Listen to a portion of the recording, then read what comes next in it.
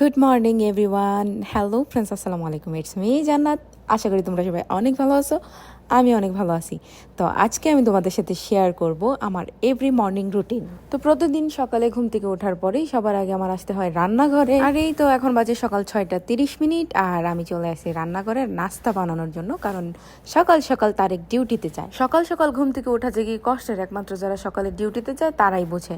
আমি তো 5 মিনিট পরে উঠবো, 10 মিনিট পরে উঠবো, এরকম করতে করতে মাঝে মধ্যে আমি লেটও করে ফেলি। আচ্ছা, এইসব কথা বাদ দিয়ে চলো মেন ভিডিওতে যাই। দেখো প্রতিদিন সকালে ওঠার পর আমি কি করি, কি নাস্তা বানাবো এই টেনশনে একবার এদিকে যাই, একবার ওইদিকে যাই, একবার এদিকে যাই, একবার ওইদিকে যাই। এইদিকে আবার গত রাতে মার্কেট থেকে কিছু জিনিস আনছিলাম, এগুলো এমনি পড়ে রয়েছে কারণ রাতে বাসায় আসতে আসতে লেট হয়ে গেছে। প্রথমে এগুলা গুছায় নেই, তারপর নাস্তা বানানো শুরু করব। তো আমার সব কাজ হয়ে গেছে এবং নাস্তার জন্য যা যা লাগবে আমি সবকিছু বের করে নিছি। আজকে আমি বানাবো ফুল এবং তোনা মিক্স করে। আর ফুলকে কি বলে বাংলাদেশে আমি জানি না, তোমরা একটু কমেন্ট করে জানাই। তো এই দুইটা জিনিস আমি সাইড করে রেখে দিলাম। তারপর আমার লাগবে ময়দা। আমি বানাবো রুটি, কারণ তারেক বাহিরের রুটি এত বেশি পছন্দ করে না, মাঝে মধ্যে বাহিরের রুটি খায়। তোমরা কি জানো রান্না করতে গেলে আমার কোন জিনিসটা সবচেয়ে বেশি বিরক্ত লাগে? এই পেঁয়াজ কাটা। পেঁয়াজ জিনিসটা আমার অনেক বেশি বিরক্ত লাগে। পেঁয়াজ কাটার কারণে আমি মাঝে মধ্যে রান্নাই করি না। মাঝে মধ্যে চিন্তা করি এই পেঁয়াজ ছাড়া যদি রান্না করা যেত তাহলে কতই না ভালো হতো।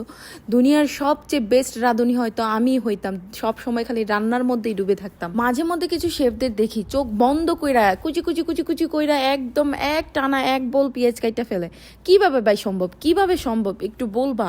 আমি তো একটা পেঁয়াজ কাটতে গেলেই চোখের পানি নাকের পানি সব একখানে করে। এই যে চোখের পানি নাকের পানি একখানে করে রান্না করে খাওয়াই, তারপরে তো পুরুষ মানুষের মন পাওয়া যায় না। তারপরে বলে সারাদিন বাসায় কি করি, ঘুমাই আর খাই আর একটু রান্না করি। এই রান্না করতে যে কত ফোঁটা চোখের পানি পড়ে সেগুলো যদি বেড়া মানুষ দেখতো তাহলে কইতো বউ তোমার আর রান্না করা লাগতো না, আজকের পর থেকে আমি আর খাইতামই না। যে আফুরা আমার মতো জামাইয়ের উপর অনেক রাগ কিন্তু কিছু কইতে পারতেছে না, তারা এরকম আটা লন, আটা গুনদেন আর জামাইয়ের নাম মনে করেন, আটা গুনদেন আর জামাইয়ের নাম মনে করেন, আপনাকে সব রাগ যাইব। কথায় কথায় আজকে আমি আমার মনের সব দুঃখ প্রকাশ করে দিলাম। আচ্ছা যাই হোক, নাস্তা বানানোর ফাঁকে ফাঁকে এই যে আমি তারেকে এসে ডাইকা যাই।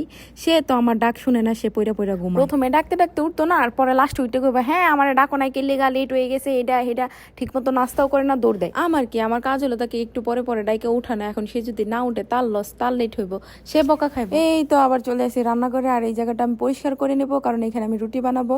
আর এইখানে রুটি বানাইতে অনেক বেশি ইজি লাগে। এখন আবার অনেকে বলবো আমার ঘরে কি রুটি বানানোর ফ্রি নাই? হ্যাঁ আছে, তারপর আমার এখানে ভালো লাগে তাই আমি এখানে বানাই। আপনার যেখানে ভালো লাগে আপনি ওইখানে বানান। যাই হোক, এই যে আমার জায়গাটা পরিষ্কার করা হয়ে গেছে, আর এখন আমি শুরু করব গোল গোল রুটি বানানো। রুটি বানাইতে গেলে আমার এই একটা প্রবলেম হয়, মানুষ যে হাতের নিচে যে ঘুরাই একদম কোনাকুনি একটা গোল রাউন্ড বানায় না, ওইটা আমি বানাইতে পারি না। ওইটা যে কিভাবে বানায় আজ পর্যন্ত আমি ওইটা বানাইতে পারলাম না। আমি বানাইতে গেলে গোল লাড্ডুর মতো হয়ে যায়। কোনাকুনি গোল বানাইতে না পারলে কি হইলো, আমার রুটি কিন্তু গোল গোল হয়।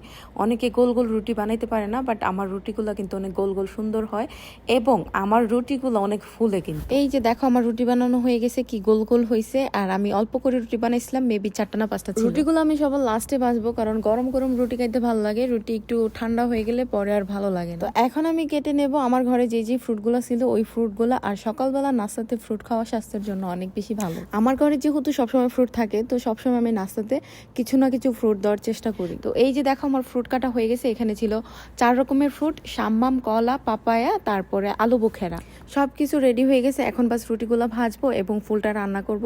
এর জন্য চলে আসছি তারেকে আবার ডাকার জন্য, কারণ রুটি ঠান্ডা হইলে পরে খাইতে ভালো লাগবে না। 7:30 বাজে গেছে, এখনো সে পড়ে পড়ে ঘুমাইতেছে। আমি যে তাকে 2-3 বার ডাইকে গেছি তার কোনো কিছু যায় আসে না।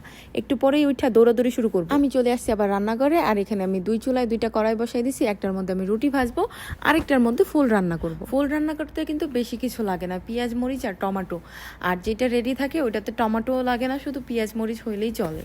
সকাল সকাল রুটির সাথে ইজি কোনো কিছু বানাতে চাইলে এইটাই বেস্ট। একদম ইজি, সহজেই বানানো যায়, এত বেশি টাইমও লাগে না। আর আমি কিন্তু প্রতিদিন এক রকমেরই নাস্তা বানাই না, এক একদিন এক এক রকমের নাস্তা বানাই। যেমন আজকে বানাইছি রুটি আর ফুল, কালকে হয়তো স্যান্ডউইচ, পরশু হয়তো ডিম দিয়ে পাউরুটি ভাজা বা ডিম সিদ্ধ বা চা। এই তো এক একদিন এক এক রকমের নাস্তা বানানো হয়। তোমাদের বলছি না যে আমার বানানো রুটিগুলো অনেক ফুলে। এই যে দেখো আমার রুটিগুলো কি সুন্দর ফুলে। আমি প্রত্যেকটা রুটি এইভাবে ফুলায় ফুলায় ভাজি, আর আমার দেখতে যা ভালো লাগে, এত সুন্দর। আমি মাঝে মধ্যে চিন্তা করি জান্নাত তুই এত সুন্দর রুটি বানাস কিভাবে। যাই হোক, অনেক হয়েছে নিজের প্রশংসা। আমি জানি জানি যে আমার জামাই অনেক বেশি লাগে, কারণ আমার মতো একটা পারফেক্ট বউ পাইছে। চেহারা তো দেখতে মাশাল্লাহ, রান্নাও পারি, স্টাইলিশ, সব দিকে পারফেক্ট আমি। আমার প্রশংসা যদি করতে চাই তাহলে আজকে ভিডিও শেষ হয়ে যাবে, আমার প্রশংসা শেষ হইব না। এমনিতেও অনেক লেট হয়ে গেছে, আমার রান্নাও শেষ হয়ে গেছে। এখন শুধু সবকিছু ট্রেতে রেডি করব আর রুমে নিয়ে যাব।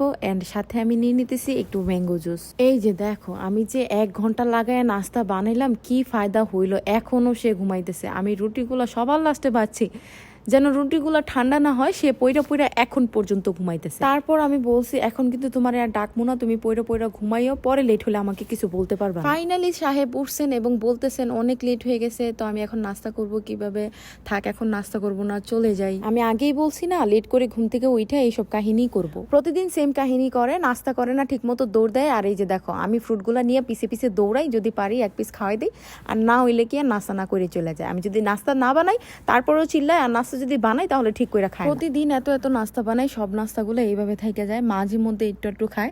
আর আজকে 5টা রুটি বানাইছি, সে মাত্র একটা রুটিও ঠিক মতো খায় নাই।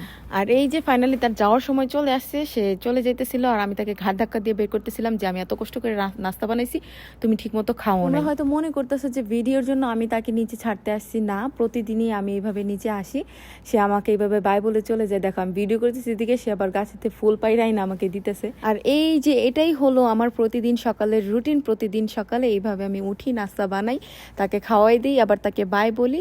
তো তার যাওয়ার সাথে সাথে ফ্রেন্ডস আমারও যাওয়ার সময় চলে আসছে। সবাই অনেক বেশি ভালো থাকবা, দেখা হবে নতুন আরেকটি ভিডিওতে। আর আমার ভিডিও যদি তোমাদের ভালো লাগে তাহলে লাইক, কমেন্ট, শেয়ার করতে ভুলবা না। টাটা, বাই বাই, আল্লাহ হাফিজ।